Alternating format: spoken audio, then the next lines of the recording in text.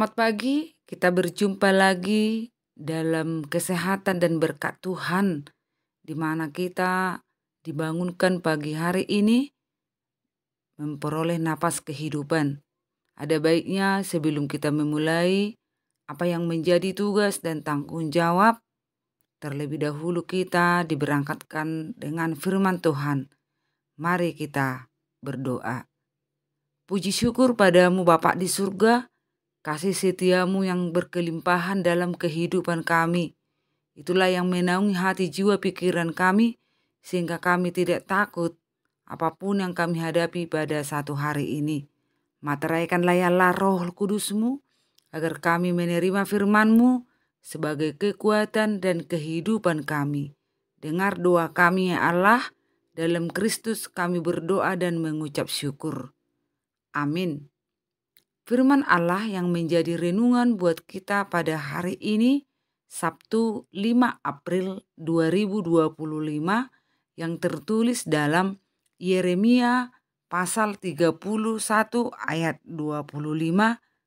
Beginilah bunyinya. Sebab aku akan membuat segar orang yang lelah, dan setiap orang yang merana akan kubuat puas. Demikianlah pembacaan firman Allah.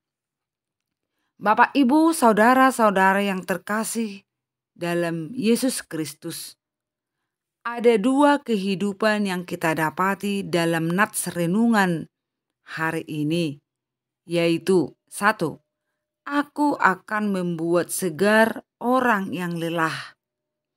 Melalui berbagai pengalaman hidup yang kita alami, pernah mengalami lelah, umpamanya oleh suatu penyakit yang tak kunjung sembuh, persoalan yang belum ada jalan keluar, dan lain sebagainya. Bila seseorang merasa lelah, berarti butuh perhatian, bantuan untuk lepas dari berbagai kelelahan itu, agar semangat untuk hidup ke depan terus ada. 2. Setiap orang yang merana akan kubuat puas. Sama seperti nomor 1 yang tadi, yang lelah. Hidup merana karena mungkin ditinggal orang yang kita cintai. Merana karena tantangan hidup yang bertubi-tubi. Dan mungkin kita yang mendengar renungan ini mempunyai pengalaman yang membuat kita pernah merana. Tapi firman Tuhan berkata, Allah mau memuaskan kita. Allah sanggup mengobati. Allah sanggup memulihkan. Sebagai orang yang di dalam Tuhan, tidak ada yang merana. Yeremia mengenal Allah yang memberikan satu-satunya harapan yang sejati. Allah meyakinkan sang nabi umatnya akan kembali ke daerah mereka. Walau selama ini mereka begitu banyak mengalami penderitaan dan berbagai tekanan. Allah turun tangan dan berkata, jangan lagi kesepian, jangan lagi patah hati. Kadangkala memang dalam hidup yang kita lalui, ada banyak yang membuat kita lelah dan merana. Membuat hati kita penuh kegelisahan dalam pekerjaan, dalam menjalani rumah tangga, tidak sesuai dengan pemikiran kita. Dan pada saat ini Allah datang melawat umatnya.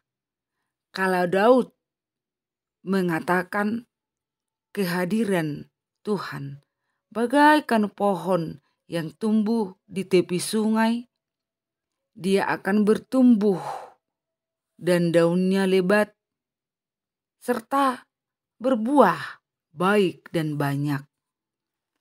Firman Allah memberi hikmat dan kesegaran ketika kita sungguh-sungguh mencari Tuhan.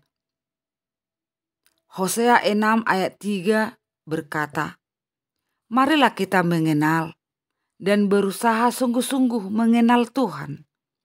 Ia pasti muncul seperti fajar. Ia akan datang kepada kita seperti hujan pada akhir musim yang mengairi bumi. Kita masih bisa memandang Allah karena Ia masih berkuasa atas tahtanya.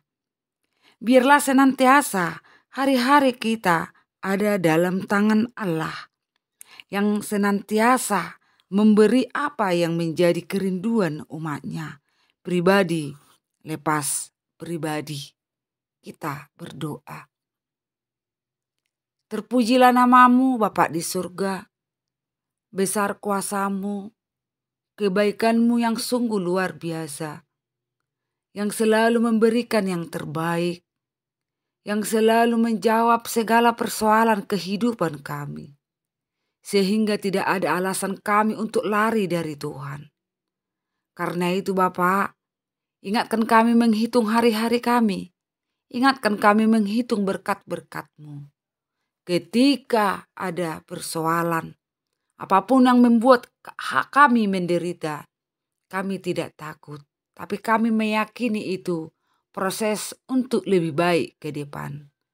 Bapa di surga, kami mau berdoa buat seluruh jemaat dan para hamba-Mu. Biarlah tumbuh kembang anak-anak Tuhan berkati, yang dalam sekolahan kuliah jauh dekat, lindungi, jagai. Beri mereka hikmat kebijaksanaan. Biarlah mereka anak yang takut akan Tuhan, sehingga mereka boleh meraih masa depannya ke depan. Ya Bapa di surga, kami mau berdoa buat seluruh jemaat dan hamba-Mu yang mengalami sakit penyakit.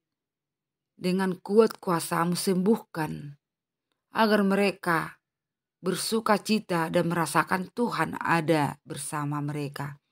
Hibur yang berduka, topang yang lemah. Biarlah Tuhan segala mata pencarian jemaat dan hamba-Mu di kantor, di ladang, wira swasta, berjualan, apapun itu. Biarlah kami ambil menurut kehendak kebenaran firman Tuhan, agar semua itu menjadi berkat sukacita di dalam kehidupan kami yang Allah berikan.